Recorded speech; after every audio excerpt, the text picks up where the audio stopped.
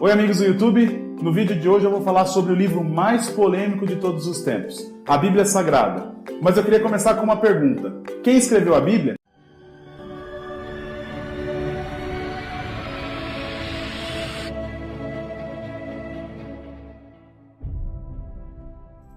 A Bíblia Sagrada é sem dúvida o livro mais vendido de todos os tempos. Só em 2015, segundo a Sociedade Bíblica do Brasil, foram distribuídos quase 8 milhões de exemplares. Quem então deve ser parabenizado por esse tão grande best-seller? Vou responder citando uma parte dela mesma. Toda escritura é inspirada por Deus. É isso mesmo, o autor da Bíblia é o próprio Deus. Deixa eu me explicar como funciona. A Bíblia ela não caiu milagrosamente sobre a cabeça de um dos discípulos ou sobre um dos reformadores. Ela foi escrita através de séculos por diversos escritores que viveram em diferentes condições sociais, lugares, em 3 continentes. E, na minha opinião, isso que a torna mais interessante, porque você consegue ver uma harmonia em todos os livros, mesmo tendo em vista a sua diferença literária. Ah, Tiago, mas eu não acredito na Bíblia, porque ela foi escrita por um homem. Quem te ensinou a ler? Quem te ensinou a escrever? Andar de bicicleta? Com certeza foi outro ser humano. Foi uma pessoa. Conhecimento é passado de uma pessoa para outra pessoa. E se você não sabe algo, você procura alguém que saiba fazer. Deixa eu exemplificar. Se você vai construir uma casa e você não sabe fazer serviço de pedreiro, o que você faz? Você contrata o serviço de alguém que saiba fazer. Isso é relacionamento.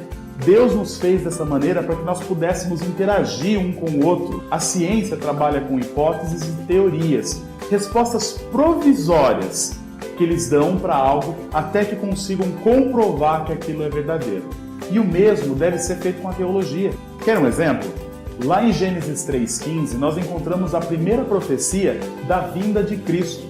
Lá está escrito que o descendente da mulher esmagaria a cabeça da serpente, que é Satanás. Naquele momento foi criada uma hipótese que Deus viria ao mundo fisicamente, não de uma forma distante ou verbal, mas nós o conheceríamos pessoalmente. Essa hipótese só pode ser comprovada anos depois com a vinda de Cristo para o nosso mundo. Paulo, em 1 Coríntios 13, versículo 9 e 10, ele vai nos dar outra hipótese. O texto diz assim: porque em parte conhecemos e em partes profetizamos. Quando vier o que é perfeito, então o que é em parte será aniquilado. O que Paulo quis dizer aqui?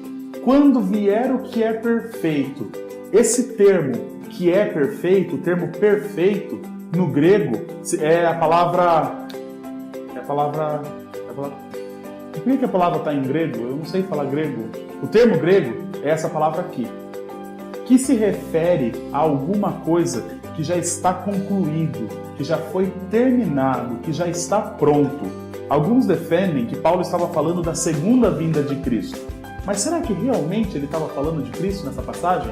Porque Cristo ele é eterno, ele não tem fim, ele não precisa ser concluído. Não faria sentido nenhum Paulo falar de Cristo dessa forma. Quando vier o que é perfeito. O que nós temos aqui não é uma pessoa ou um evento. O que nós temos aqui é um termo usado para um objeto, uma coisa. Quando algo estiver perfeito, quando uma coisa estiver perfeito, aí o que temos em parte será aniquilado. Porque a partir daquele momento nós temos o que é completo. O que Paulo tinha que não estava concluído ainda? A sua vida, a sua história, as suas cartas. O evangelho não havia sido propagado de uma forma definitiva ainda. Então quando viesse o que era perfeito, o fim da história, tudo que nós precisamos saber sobre Deus, tudo que nós precisamos conhecer sobre Deus, aí sim o que era em parte seria aniquilado. Todos aqueles dons espirituais que foram usados somente para a fundação da Igreja de Cristo não seriam mais necessários, porque agora nós temos tudo sobre Deus. Para os que não acreditam na Bíblia, pensem no seguinte argumento: se existe um Deus e Ele nos ama e quer se relacionar conosco, Ele precisa se revelar de uma maneira ou de outra. Uma revelação é necessária. E olha que interessante. O próprio Deus, ele sempre tende a nos levar de volta para a Bíblia. Vamos voltar um pouco no tempo, lá no Velho Testamento. Quando Deus se revela para o homem, ele geralmente fazia de uma forma individual e verbal. Após a morte de Moisés, Josué se torna o líder de Israel. E Deus então diz para ele que a partir daquele momento ele deve consultar a lei de Moisés, a lei de Deus, para poder guiar o seu povo. Ou seja, Deus não falaria mais individualmente com o ser humano, ele também agora iria guiar o seu povo através de um livro. Deus escolheu essa forma de se revelar por diversos motivos, dos quais não vamos tratar todos agora, mas um é que homens comuns escreveram daquilo que foram inspirados por Deus.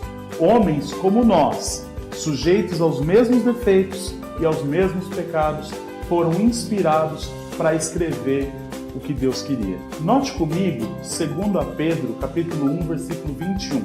Porque nunca, jamais, qualquer profecia foi dada por vontade humana. Entretanto, homens santos falaram da parte de Deus, movido pelo Espírito Santo. Se você fosse escrever a sua biografia, você iria colocar todos os seus defeitos e pecados nela?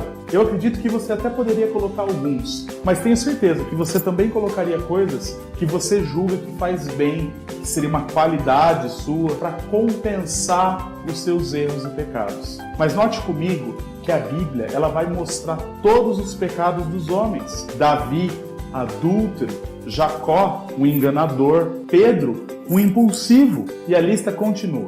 Se a Bíblia fosse uma farsa, provavelmente alguém teria tentado esconder esses fatos para que pudesse torná-la um pouco mais natural, homens perfeitos fazendo a perfeita vontade de Deus. Mas não, ela retrata o homem como ele é, um pecador miserável que precisa de um Salvador.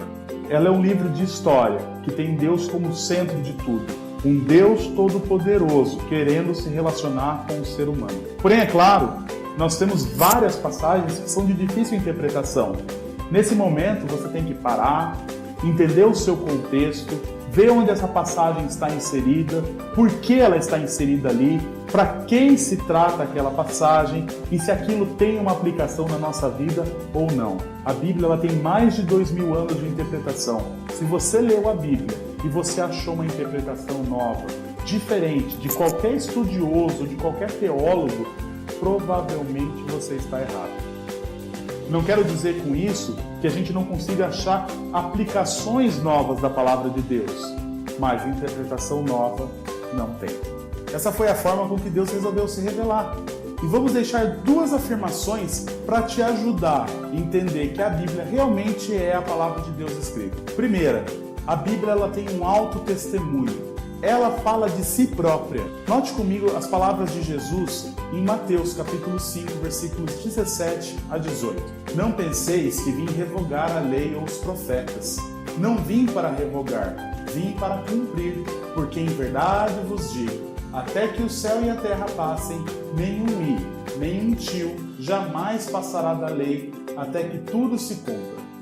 Jesus está falando sobre as Escrituras. E ele está dizendo que nenhum i, nenhum tio, que no grego são as palavras de novo grego. Vamos dar curso de grego agora. Mas as palavras em grego são essas. Jesus está falando que nenhuma palavra passará até que a Escritura se cumpra. E a segunda afirmação para você crer que a Bíblia é verdadeira é o testemunho interno dela. É o Espírito Santo.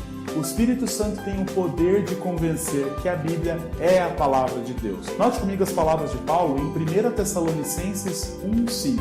Porque o nosso Evangelho não chegou até vós tão somente em palavra, mas sobretudo em poder no Espírito Santo e em plena convicção, assim como sabeis ter sido o nosso procedimento entre vós e por amor de vós. O Espírito Santo estava trabalhando nas palavras de Paulo para convencer os tessalonicenses que essas palavras eram as palavras de Deus. Nesse primeiro vídeo eu gostaria de mostrar o que vem por aí e dar a certeza para você que todos os nossos vídeos serão baseados unicamente na Bíblia. Obrigado por assistir esse vídeo, não deixe de se inscrever no nosso canal, deixe seu curtir aqui embaixo, coloque nos comentários também ideias para próximos vídeos que vocês gostariam de ver aqui no nosso canal, compartilhe também nossos vídeos nas suas redes sociais para poder nos ajudar a propagar a palavra de Deus. Que Deus te abençoe e até a próxima.